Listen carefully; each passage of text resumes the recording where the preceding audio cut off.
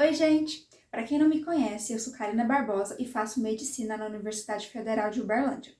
E na UFO, o curso de medicina adota uma metodologia de ensino mista, que é uma mistura do PBL com o método tradicional. Quando eu era vestibulanda, eu ouvia falar, sobre todos os tipos de metodologia de ensino na medicina e ficava muito curiosa para saber como funcionava. E eu pesquisava e sempre encontrava explicações muito superficiais e gerais, sabe? Eu queria detalhes dos detalhes, eu queria entender como funcionava. Então, eu resolvi fazer esse vídeo explicando, assim, a minha experiência com a metodologia mista de ensino e explicando passo a passo de uma tutoria e como que o PBL e o tradicional se misturam dentro dessa metodologia. E eu quero dar, assim, o máximo de detalhes possível. Só que antes de explicar como funciona a metodologia mista, vamos falar um pouquinho como é o tradicional e como é o PBL, assim, no limite do meu conhecimento, né? Porque eu não tenho experiência com essas duas metodologias de ensino na faculdade. O método tradicional é aquele que praticamente todo mundo já conhece, que o professor passa todo o conteúdo para o aluno durante as aulas de uma forma passiva, um aprendizado passivo. Já o PBL é um aprendizado baseado em problemas. A partir de um caso, a partir de uma situação-problema, os alunos eles discutem, levantam hipóteses, questões, para depois poder estudar. Eles estudam de acordo com as hipóteses e questões que foram levantadas a partir do caso apresentado. E ao invés de ter um professor ali passando todo o conteúdo mastigadinho, a gente tem apenas um tutor que vai guiando as discussões e guiando o estudo. Então, nesse caso, é o aluno que vai atrás do conhecimento ao invés de receber tudo pronto. E na metodologia mista, tem uma mistura do tradicional com o PBL. Tem tanto aulas expositivas quanto o aprendizado baseado em problemas. E essa parte do ensino ativo, ela ocorre durante as tutorias. Então, agora eu vou explicar aqui como funciona uma tutoria para depois explicar como que essas tutorias se encaixam com as aulas expositivas para formar a metodologia mista. Lembrando que o que eu vou contar aqui é a minha experiência na UFO. Eu fiz o primeiro e o segundo período de medicina, estou indo para o terceiro agora. Então, assim, podem ser que alguns detalhes variem, tanto de faculdade para faculdade, como até mesmo dentro da UFO, de tutor para tutor. Mas eu acredito que eu vou passar aqui a base, o geral, a base de toda a tutoria em qualquer faculdade que aplique esse método, porque durante o meu primeiro período de medicina, a gente teve uma tutoria para estudar sobre a tutoria. Então, a gente estudou como funciona uma tutoria. Então, eu acredito, assim, que essa seja a base, realmente, o que eu vou falar que é a base para toda a faculdade. Mas existem os detalhes que variam. O que são as tutorias? As tutorias, elas são reuniões em pequenos grupos de alunos com um tutor. A sala é dividida em pequenos grupos e os grupos são fixos. Então, você vai ter sempre o seu grupo, o mesmo grupo durante todo o período. Aí, quando você passar de período, do primeiro período para o segundo período, por exemplo, você vai ter um outro grupo ali dentro da sua sala com um outro tutor. Então, são sempre os mesmos grupos e cada grupo tem o seu tutor durante o semestre inteiro. E, durante o horário de tutoria, cada grupo fica numa sala de aula diferente. Ok, então vamos fazer essa reunião, né? Nós temos as aberturas e os fechamentos de tutoria. Vamos explicar como é que funciona a abertura. A gente chega lá na sala, senta em roda, a gente estabelece funções para cada pessoa do grupo. Não para cada pessoa, mas para algumas pessoas. A gente tem que ter o tutor, que obviamente é o tutor, tem que ser o professor. A gente vai ter o coordenador da discussão. Cada dia pode ser uma pessoa diferente, cada um pode se voluntariar. Ah, hoje eu quero ser coordenador. Ou então o próprio tutor escolhe, não, fulano vai ser coordenador hoje.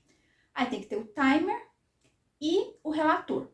Então, é sempre nesse esquema de voluntariar ou então o tutor escolher. O coordenador vai ser a pessoa que vai ficar responsável por coordenar a discussão. Para não virar bagunça. Então, se você quiser falar, você levanta a mão, o coordenador vai lá, anota seu nome, então te dá a palavra. Para não realmente não virar bagunça e um coleguinha querer falar na frente do outro. Tem o timer, que é a pessoa que vai ficar responsável por ficar de olho no tempo e estar sempre alertando o grupo, tipo, ó, gente, falta 20 minutos, a gente não terminou de discutir ainda, vamos acelerar nesse assunto aqui, ó, nesse tópico, porque tem mais tópicos para discutir. Então, a pessoa que vai estar ali de olho no tempo. E tem o relator, que é a pessoa responsável por anotar tudo que foi discutido no grupo e depois repassar para o grupo para a gente ficar, assim, mais ciente do que foi discutido, né, ali com um resuminho para ficar mais fácil de estudar e de entender o que foi discutido. E o tutor, ele é o professor que está ali para guiar a discussão. Na verdade, quem estabelece e começa, inicia e conduz toda a discussão são os alunos, porque é assim que a gente aprende, a gente mesmo tem que discutir. O tutor, ele tá ali só para guiar. Por exemplo, quando a gente chega na tutoria com um assunto novo que a gente nunca viu, às vezes a gente está muito por fora, não sabe exatamente como começar discutindo, principalmente no primeiro período, a gente fica bem perdido. Então o tutor, muitas vezes, ele começa a dar como é que eu digo? Umas faíscas, tipo, gente, olha só esse tópico aqui.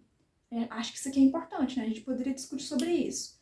Ou então ele realmente pode falar ali o que ele sabe do assunto, mas assim, sem entregar o assunto pronto, sabe? Ele tá ali realmente pra gente não fugir muito do assunto, para guiar os alunos na discussão para os tópicos certos que a gente tem que estudar. E pra gente pegar, né, o rumo da conversa e ir discutindo. E como eu falei, isso pode variar muito de tutor para tutor. Tem tutor que é mais caladinho e gosta de ficar mais na dele, deixar os alunos conduzirem e só interfere quando for realmente necessário, quando vê que, tipo, não, essa discussão não tá chegando a lugar nenhum. Já tem tutor que é mais falante, então ele já gosta ali de entrar no meio da conversa mesmo e já ir explicando algumas coisas e os alunos meio que participar mesmo mais na reunião. Então, assim, varia muito de tutor para tutor. Uma forma que os tutores usam, por exemplo, para entrar no meio da discussão só para conduzir é lançar uma pergunta do nada. Por exemplo, a gente está discutindo ali e tá faltando uma coisa importante para discutir que a gente não se atentou. O tutor pode entrar no meio da discussão e fazer uma pergunta. E aí a gente reflete sobre aquela pergunta e fala, a gente não sabe, então tem que estudar. Ok, eu expliquei aqui a função de cada pessoa na tutoria, cada personagem da tutoria. Agora vamos falar o passo a passo da tutoria. Primeiramente, o tutor ele vai entregar pra gente um textinho que é a situação problema. A situação problema é sempre um caso de uma pessoa com uma determinada doença, ou então uma pessoa que sofreu um acidente, e ali vai estar descrito todos os sintomas da pessoa, pode também inclusive ter resultados de exames.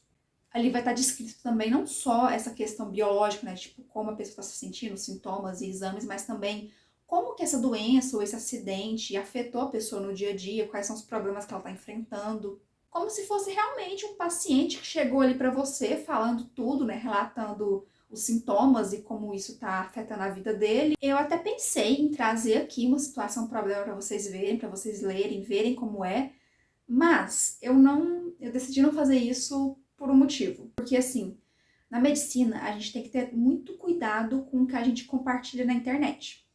E por mais que os pacientes das tutorias sejam pacientes fictícios, eu prefiro tratar como se fosse real, para eu não acabar cometendo um vacilo no futuro e acabar, enfim, né? Porque relatos e, né, o que o paciente te conta é confidencial. Você não pode relatar para outras pessoas. E, igual eu falei, por mais que a tutoria seja um paciente fictício, eu já prefiro me acostumar a tratar assim, com sigilo, para no futuro eu não cometer nenhum erro. Depois que a gente lê a situação problema, é a hora de elencar os termos desconhecidos.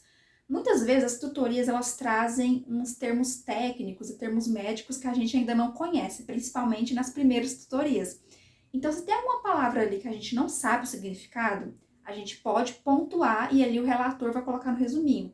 Termos desconhecidos, ele vai colocar todos os termos desconhecidos para a gente poder pesquisar depois. Bom, depois da apresentação dos termos desconhecidos, é a hora do brainstorm, a chuva de ideias. É realmente ali a discussão em si da tutoria. Essa é a parte em que a gente vai ali discutir a situação problema com os nossos conhecimentos prévios. Então, assim, é proibido pesquisar durante a tutoria. A gente vai tentar explicar com os nossos conhecimentos prévios as coisas que estão descritas ali. O porquê desse sintoma, o porquê desse resultado de exame. Ah, mas por que isso está acontecendo com a pessoa? Como é que é o funcionamento, o metabolismo por trás disso? Qual é a fisiologia por trás disso? E óbvio que como é um tema novo, a gente ainda não vai saber explicar sobre. Mas é exatamente isso, tentar buscar na memória, tentar buscar na mente o que você já sabe, para depois formular questões de acordo com o que a gente não sabe. E aí sim, ir estudar. E esse conhecimento prévio vem de onde? Bom, se você estiver no primeiro período, ele vai vir do ensino médio.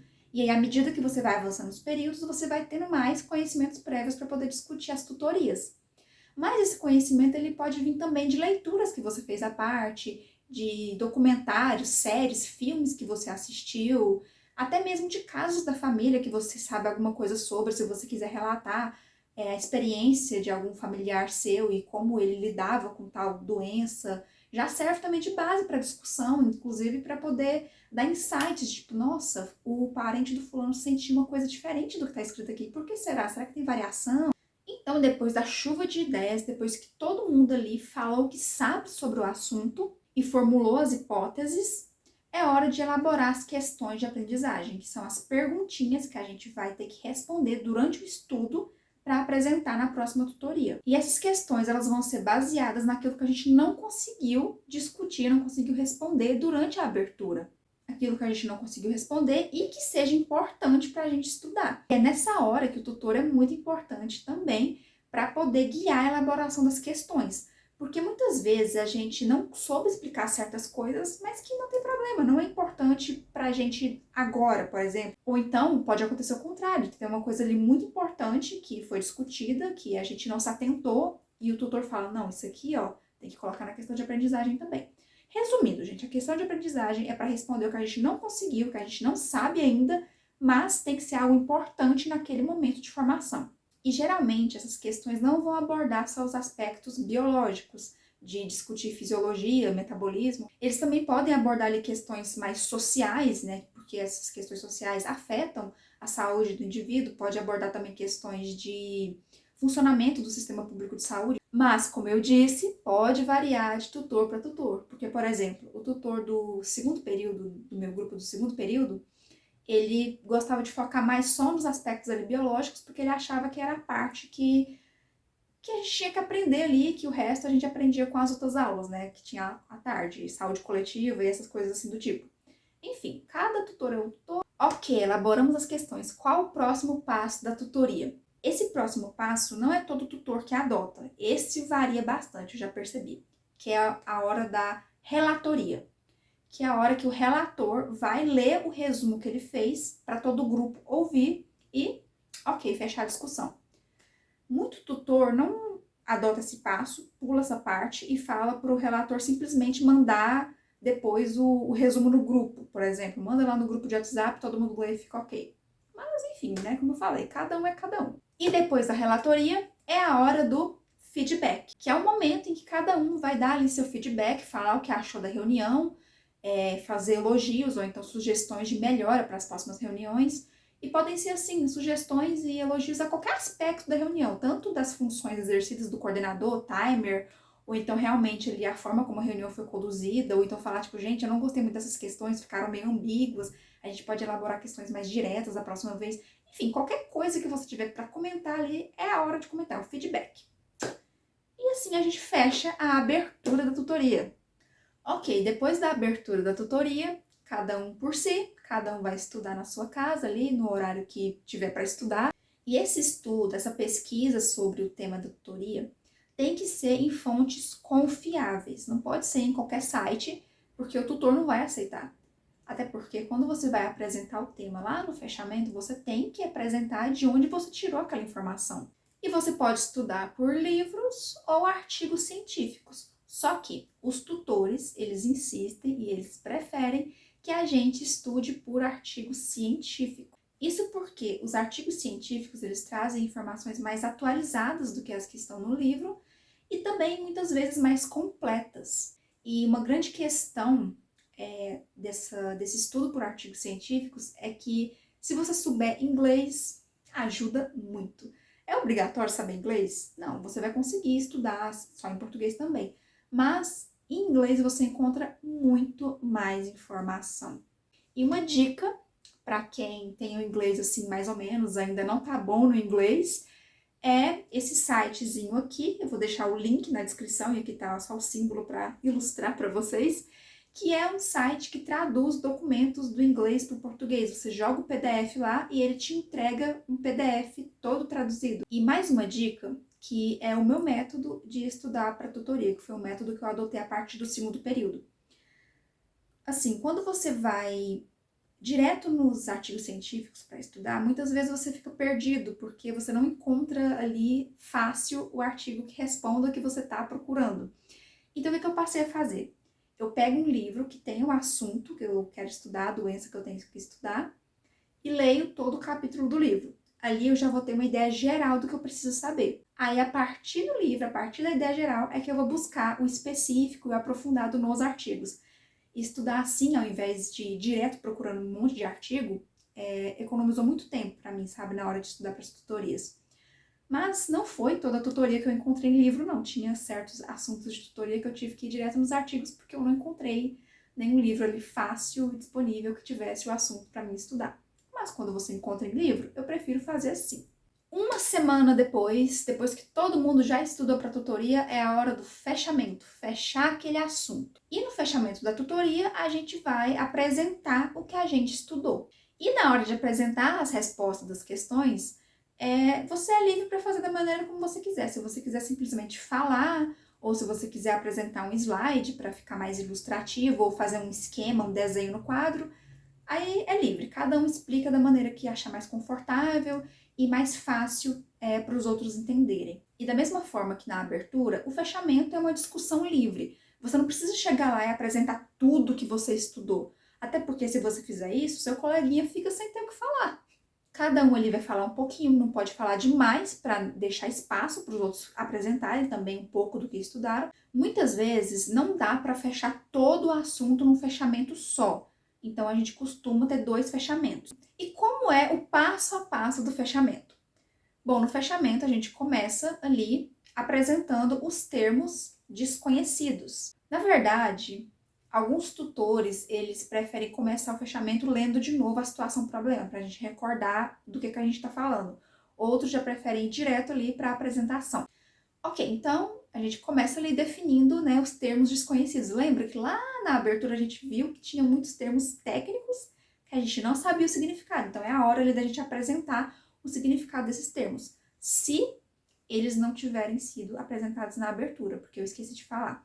Quando tem um termo técnico que alguém não sabe o significado, se tiver alguém do grupo que sabe, na abertura já pode falar, significa tal coisa. Fechou. Essa parte é bem rapidinha, então vamos passar para discussão em si das questões. Então vamos lá, questão número 1. Quem quiser falar, levanta a mão, o coordenador vai dar... Ah, esqueci de falar, né? Tem também as funções coordenador, timer e relator no fechamento. Então o coordenador vai coordenando a discussão. Fulano levantou a mão primeiro, pode falar. Aí o fulano vai lá, explica uma parte, aí depois dá a fala para o outro fulano explicar mais um pouquinho, até esgotar a questão número 1. Agora, questão número 2, vamos lá, tudo de novo. E assim a gente vai explicando, discutindo, e é uma discussão livre. Se no meio da explicação do fulano você quiser fazer um adendo, você levanta a mãozinha, tipo, posso fazer um adendo? Pode. Eu vi sobre isso também, não sei o quê, só que eu vi mais uma coisa além disso. Assim, na teoria é tudo lindo, né? Uma discussão livre, a gente pode interromper o coleguinha para fazer um adendo, mas na real, gente, já deu briga, viu? Fulano falou o que eu ia falar, fiquei sem ter o que falar, interrompeu a minha fala. A teoria é linda, mas até a gente adaptar, aprender a trabalhar em grupo. E no final, depois que todas as questões foram respondidas, é a hora da relatoria. E como eu disse, tem tutor que pula esse passo e pede simplesmente, relator, manda o resumo da discussão lá no grupo. Mas tem tutor que gosta. Relator, leia aí pra gente o resumo da discussão. Aí ele vai lá e lê. E esse resumo ele pode ser feito tanto no quadro, como na folha de papel, ou no notebook, enfim. Vai variar muito do modo de trabalho de cada grupo. E no final, é a hora do feedback, que é mais uma vez ali falar o que você achou da reunião. E uma coisa que eu esqueci de comentar aqui é que na hora do feedback, o tutor também dá o feedback, porque afinal é ele que tá ali, ele que é o professor, ele que vai dar a nota, né? Então ele que tem que ali realmente falar, né, o que achou da discussão, o que achou do comportamento do grupo, se tem algo a melhorar, realmente pra gente ir evoluindo. E no fechamento, a função do tutor é basicamente te avaliar. Você vai falando ali, apresentando, o tutor vai te avaliando em silêncio. Se você disser alguma coisa errada, cometer alguma gafe, o tutor pode te interromper e te corrigir. Então, nessa parte, ele tem mais ali realmente a função de avaliar, corrigir, dar nota, essas coisas assim. E se no final da discussão faltar alguma coisa muito importante que não foi explicada, o tutor pode também explicar, né? Exercer ali o papel de professor dele. Agora eu vou explicar como as tutorias se relacionam com as aulas tradicionais para formar a metodologia mista. Eu vou dar aqui o exemplo do meu primeiro período e segundo período para vocês entenderem. No primeiro período, as tutorias eram bem relacionadas com a matéria de bioquímica.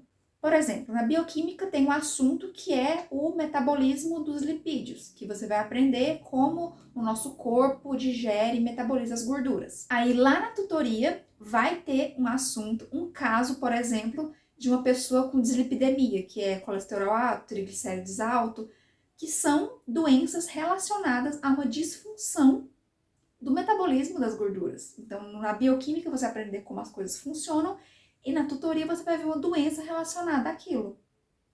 Por exemplo, no segundo período, a gente teve aula de imunologia.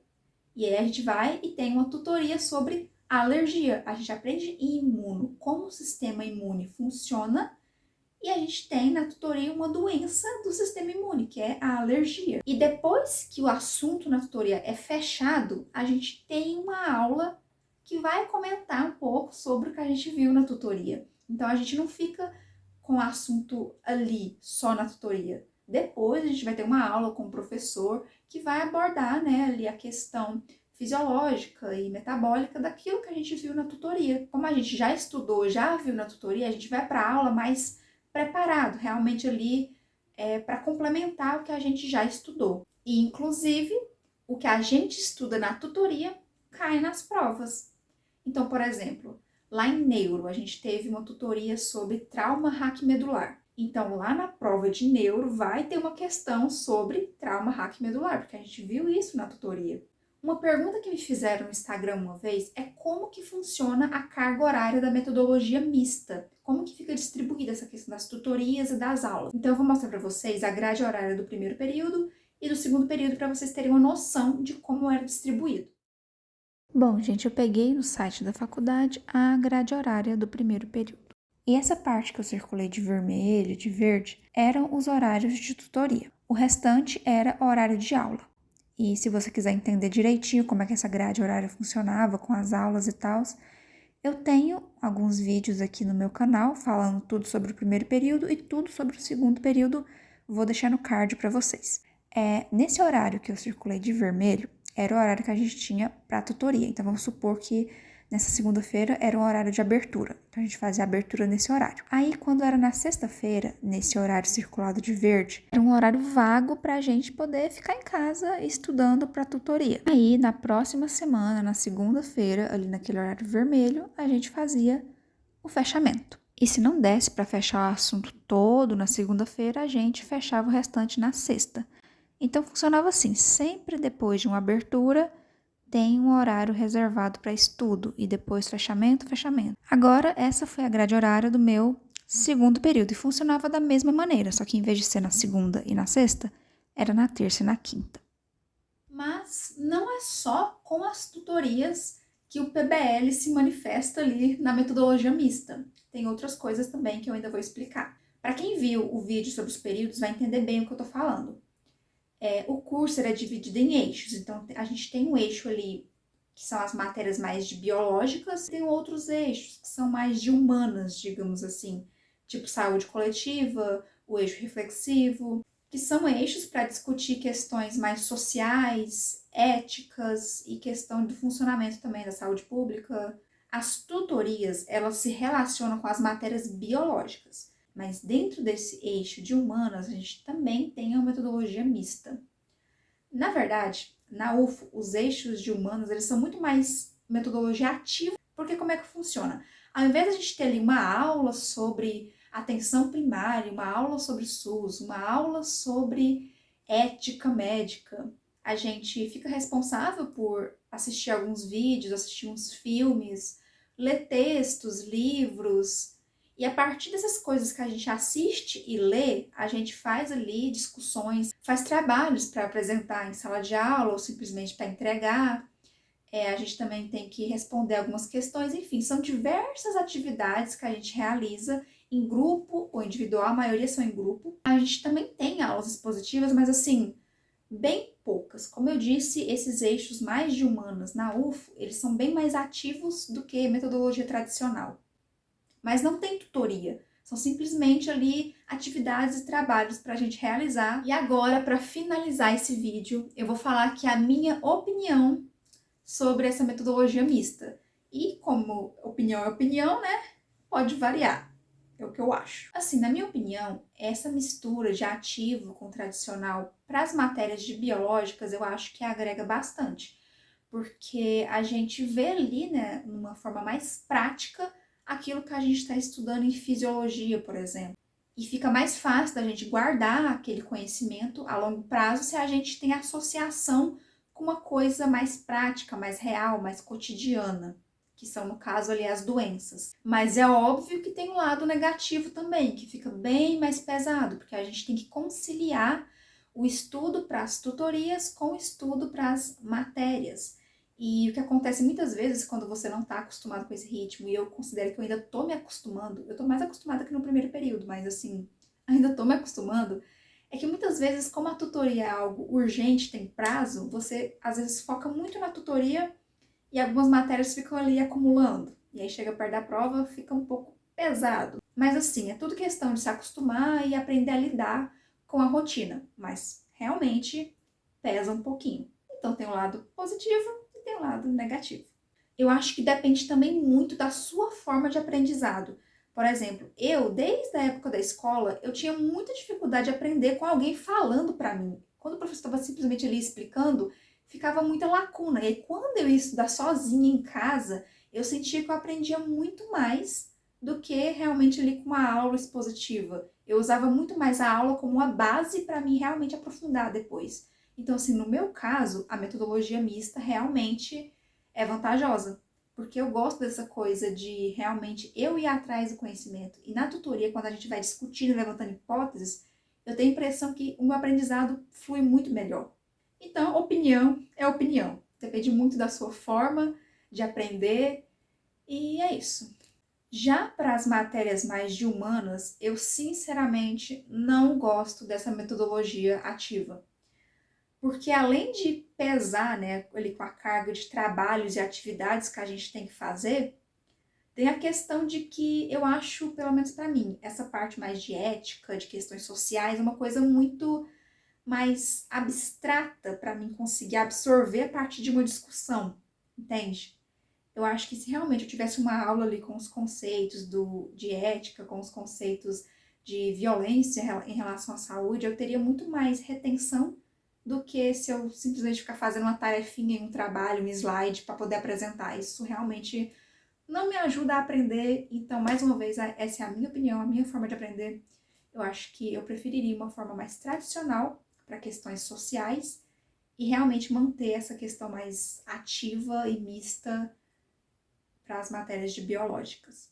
Bom, gente, eu vou ficando por aqui. Eu espero que eu tenha conseguido passar para vocês entenderem como é que funciona a metodologia mista na UFO. Se tiver ficado alguma dúvida, deixa aí nos comentários que eu respondo. E é isso, eu espero que você tenha gostado do vídeo. Dá o like para poder ajudar, não custa nada. Se inscreva se você não é inscrito. E é isso, até o próximo vídeo.